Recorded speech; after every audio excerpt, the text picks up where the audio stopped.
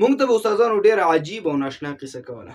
ویل به یې یو دهقان و، دا دهقان به په دې پټي کې ټوله ورځ کار کوله.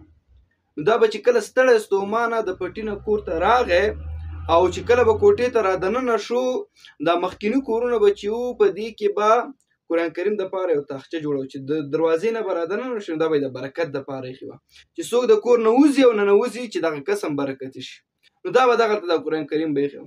دا دهقان به راغی، د قرآن عظیم الشان به یې راواغېستلو او زده یې نه و، کې به ناستېدلو ټوله شپه، د ماخوستن لمونځ به یې وکړو، ډوډۍ به یې وخوړله، ویل به یې چې الهه دا دې م رښتیا ویلي، یو ټکي باندې په یو آیت په یو کرښه به یې ګوته کېښودله، ویل به الهه دا دې رښتیا ویلي، دا دې م رښتیا ویلي، دا دې م رښتیا ویلي، پوهېږم پرې نه، خو الهه دا ټول څومره کلام چې دې مونږ ته رالیږلی الهه ټول دې رښتیا ویلي دي او په دې کتاب زمونږ ایمان دی. او جړل به یې د سترګو نه به یې اوښکې تللې، الهه نور حق خو زه نشم ادا کولی.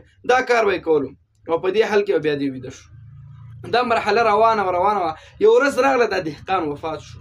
کله چې وفات شو نو د د تدفین مسله مو شوله، دی چې کله دفن شو نو خلک ترېنه واپس چې کله راتلل نو په دې دفن کولو په حالت کې یو انجینر هم کار کولو. یو انجینر صاحب و، دا خاورې او دا شیان یې پیچول دا تختې، نو په دغه وخت کې یو انجینر صاحب هم کار کولو. نو د انجینر د جیب نه یو بټوه وه، د جیب هغه پرېوتله په قبر کې، هغه ترېنه هېره شوله.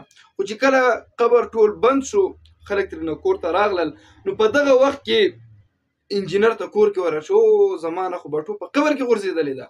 او دغه انجینر صاحب راغی د دې دهقان بچو ته وویل چې زه ځم او ستاسې د پلار هغه قبر چې دی هغه واپس راسپړم، ځکه چې ما نه پکې بټوه پرېوتلې، په هغې کې مې قیمتي اسناد ول او پیسې وې پکې، زما په کار دي. نو دې بچو یې ورته عذر وکړو چې زمونږ پلار چې و دا دومره زیات دینداره نه و، یو دهقان انسان و او 5 وخته لمونځ به یې کولو، خدای خبر چې په قبر کې به یې څه حالي، مې راسپړه. خو دی ورته چې نه، هغې کې مې قیمتي اسناد د هغه زه راخلم.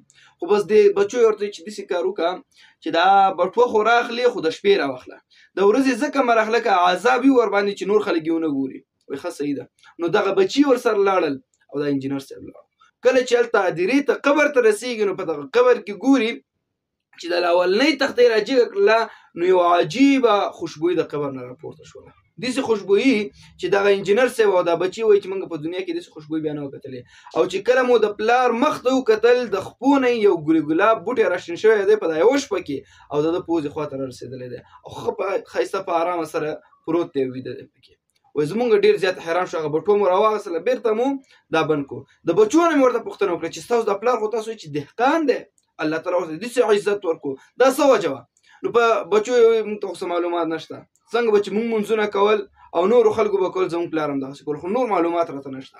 نو په دغه وخت کې وایي راځئ، اکثریت وخت د سړي پټ رازونه، پټ اسرار دا د ښځې سره وي. راځئ د ستاسو د مور نه پوښتنه وکړو. د مور نه چې پوښتنه وکړله، هغې ورته وایي چې دا زما دا خاوند چې و ده کې نور څه کمال نه و، نور څه دومره خاص عبادتونه یې د الله تعالی نه کول، خو چې کله به ستړی ستومانه د کار نه راغی کور ته او قرآن عظیم الشان به یې راواغېستلو، په یو آیت او په یو کرښه به یې ګوته کېښودله چې الهه دا دې رښتیا ویلي، په دې مو ایمان دی، او جړل به یې دا عمل به یې کولو. نو بس هغه انجینر صاحب ورته دا خو دا انجینر صاحب چې و دا عالم هم و، دا ورته چې دا د قرآن کریم آیت دی چې انه لقرآن کریم، دا قرآن کریم چې دی دا د عزت والا کتاب دی. چا چې ورسره ځان یوځای کو دغه کس ته الله جل جلاله هم په دنیا کې هم په آخرت کې ورته الله جل جلاله بیا عزتونه نصیب کړي.